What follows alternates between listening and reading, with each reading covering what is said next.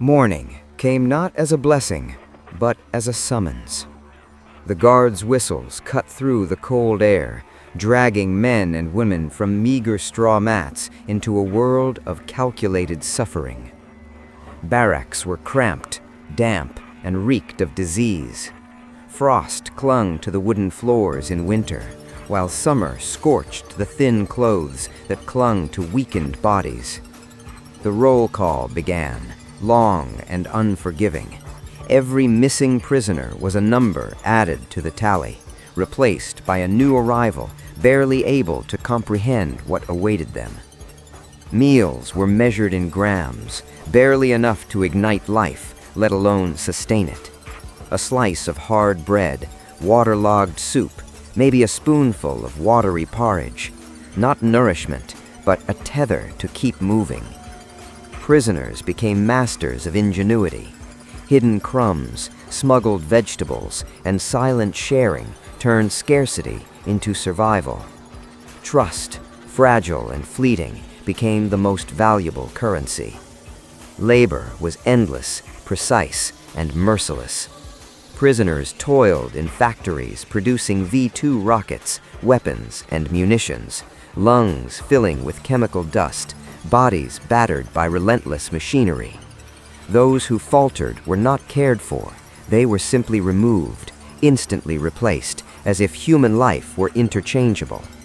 This was the economy of ash, human lives consumed and replenished as resources, with no thought to suffering, only output. But even in these infernal conditions, acts of subtle rebellion emerged. Prisoners used knowledge as a weapon, writing messages in hidden corners, slipping scraps of hope into clothing, passing coded signals in the silent dark. A glance, a touch, a shared morsel became a quiet revolt against the system designed to erase them. In the shadows, the human spirit remained unbroken. The guards and officers, methodical and indifferent, could not fully suppress resistance. A workman would feign injury to avoid punishment. A mother shielded her child behind crates. Secret prayers echoed softly in empty corridors. Courage flickered like fire in the dark, defying expectation. Prisoners learned to read patterns in cruelty and exploit them. They navigated the constant threat of selection and punishment, bartering information, memorizing routines, and finding moments of respite wherever possible. The strong adapted, the weak often perished, but in that survival, humanity carved out a foothold, a space for hope to grow. The Reich's industrial machine extended into these camps. Corporations leased human labor, exploiting them for chemicals, machinery, and war production. The factories were not prisons, they were workshops of calculated cruelty, turning suffering into productivity, death into efficiency. This was industrialized horror perfected, efficiency above humanity, profit above compassion. Even in despair, clandestine acts flourished. Music whispered in hidden corners, sketches of memory preserved in stolen paper, whispered words that reminded them of life before the wire. A shared smile, a secret word, a hand extended in compassion. These small acts resisted annihilation more profoundly than any weapon. Prisoners' lives were a delicate balance between compliance and rebellion. The daily grind was unrelenting, labor, hunger, disease, and terror, yet solidarity persisted. They protected each other, shared knowledge, and covertly sabotaged the system that sought to erase them.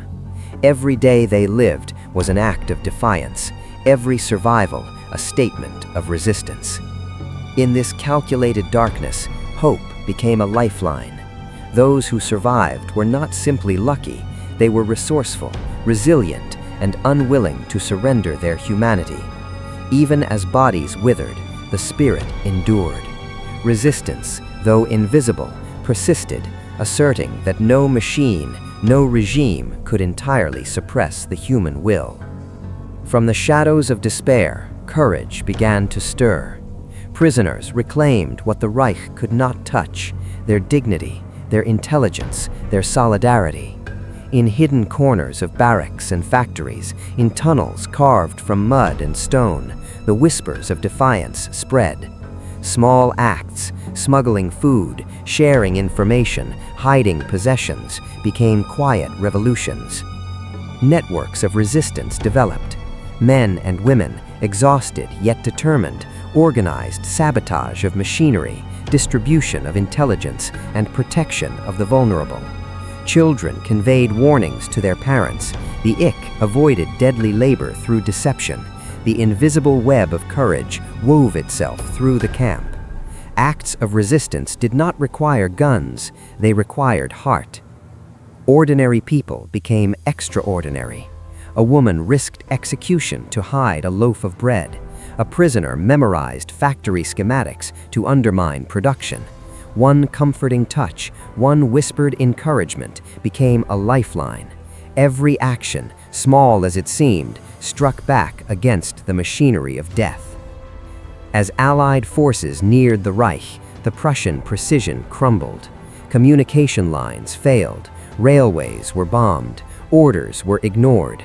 Prisoners heard the distant sounds of liberation, planes overhead, artillery in the distance, the promise of freedom nearing. Yet liberation was not immediate salvation. Marches continued, death still loomed for the weak, and courage was required until the final steps. Finally, gates opened. Survivors emerged into sunlight, fragile and skeletal, eyes wide with disbelief. Some embraced liberators with tears, others could not speak, overwhelmed by what they had endured. Freedom was at hand, yet the scars, visible and invisible, remained. Even after liberation, the machinery of erasure left marks. Names replaced by numbers, families lost, friends murdered, communities erased. Yet survivors carried an enduring legacy, the human spirit. Witnesses, chroniclers, and living testaments, they ensured history remembered, bearing proof that life, hope, and courage can persist through the darkest designs. This was their final defiance: to survive, to tell the story, and to ensure the voices of the erased were not silenced.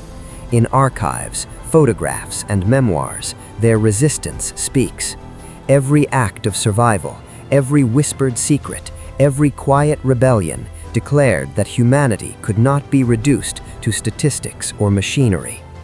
As we step away from the wire, let us remember the bureaucracy of death, the industrial cruelty, the meticulous efficiency, all aimed to destroy hope. Yet hope endured. Resistance endured. Humanity endured. The legacy of courage, defiance, and compassion is stronger than any machine of annihilation. And tonight, reflect. These were fathers, mothers, children, teachers, musicians, engineers, and dreamers. They refused to vanish quietly. Their survival and defiance ensures that history remembers, that courage and hope are eternal, and that even in the abyss, the human spirit can shine.